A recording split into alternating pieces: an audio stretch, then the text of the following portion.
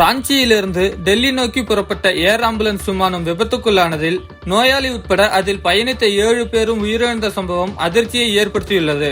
ஜார்க்கண்ட் மாநிலம் ராஞ்சியிலிருந்து air ambulance விமானம் ஒன்று சஞ்சய்குமார் என்ற 41 வயது நோயாளியுடன் நேற்றிரவு 7 மணி அளவில் டெல்லி நோக்கி புறப்பட்டது. இந்த விமானத்தில் நோயாளி உட்பட மருத்துவ குழு மற்றும் பைலட்டுகள் என மொத்தம் 7 பேர் பயணித்தனர். இந்த விமானம் டெல்லியில் இரவு 10 மணி அளவில் தரையிறங்க திட்டமிடப்பட்டிருந்தது. ஆனால் விமானம் புறப்பட்ட அரை மணி நேரத்திலேயே ரேடாரில் இருந்து காணாமல் போனது. பின்னர் விமானம் சத்ரா மாவட்டத்தில் அடர்ந்த காட்டுப்பகுதியில் விழுந்து விபத்துக்குள்ளானதாக தகவல் கிடைத்தது. விபத்து நிகழ்ந்த இடம் அடர்ந்த காட்டுப்பகுதி என்பதால் மீட்பு பணியில் சிரமம் ஏற்பட்டது. இந்த நிலையில் விமானத்தில் பயணித்த நோயாளி உள்ளிட்ட 7 பேரும் சம்பவ இடத்திலேயே உயிரிழந்ததாக அதிகாரப்பூர்வமாக தெரிவிக்கப்பட்டிருக்கிறது. மேலும் இந்த விபத்து தொடர்பாக சிவில் விமான போக்குவரத்து இயக்குநரகம் விரிவான விசாரணைக்கு உத்தரவிட்டிருக்கும் நிலையில் தொழில்நுட்ப கோளாறு காரணமாக விமானம் தீப்பிடித்து விழுந்திருக்கலாம் என்று முதற்கட்ட விசாரணையில் தெரிய வந்துள்ளது.